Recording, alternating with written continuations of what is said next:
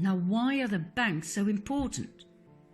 What exactly is the Federal Reserve and its central banks? The Federal Reserve is the central bank system of the US. And in spite of the very misleading word federal, the Federal Reserve and all central banks around the world are privately owned. They are not government institutions. They are owned by some of the most wealthy and influential families in the world, two of which are close to the top of the power pyramid, the Rothschilds and the Rockefellers. The Federal Reserve was set up in 1913 after quite a bit of opposition from the US government and some very wealthy people such as Benjamin Guggenheim, from a very influential mining family, Isidor Straus, head of Macy's department stores and politician, and John Jacob Astor, businessman, inventor, and probably one of the wealthiest men at that time. The wealth of these three men in those days was approximately $500 million, which today would amount to something like 11 billion.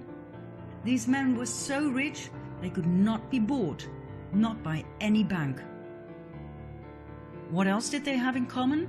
Apart from money, power, and opposing the creation of the US Federal Reserve? They all died on April 15, 1912, when the ship they traveled on hit an iceberg and disappeared in the cold ocean. Coincidence? Let's just say the Titanic disaster was highly convenient. The rest of the opposition was easily cornered. US Congress was bypassed. The Fed was created illegally, unconstitutionally, something not many people are aware of. Let's have a look at the visible top of the power pyramid. There we have the Rothschild family. In short, this family owns most of the world. They own each and every central bank. They own the Federal Reserve. They control the International Monetary Fund. They control the World Health Organization. They financed both parties of every war since the war against Napoleon. They financed the Bolshevik Revolution. They financed Hitler and the Nazis. They financed the production of IBM's punching machines for an efficient prosecution of the Jews by the Nazis. And they had equities in Exxon and IG Farben, the dealers of Zyklon B gas for the Nazi gas chambers. The estimated net worth of the Rothschild family is $500 billion. When you have that much money and power, you can poke the chest of the Crown Prince of Great Britain like he's your bitch.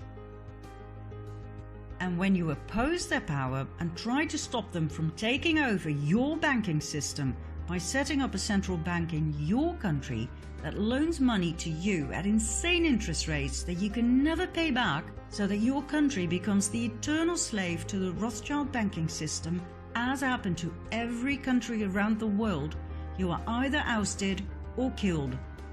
Your country will be invaded and blown to smithereens in the name of democracy, supported by the mainstream media that portrays you as a dictator. The same applies to those who refuse to accept the almighty US petrodollar. Oh, and there's much more, but we'll leave that for another time.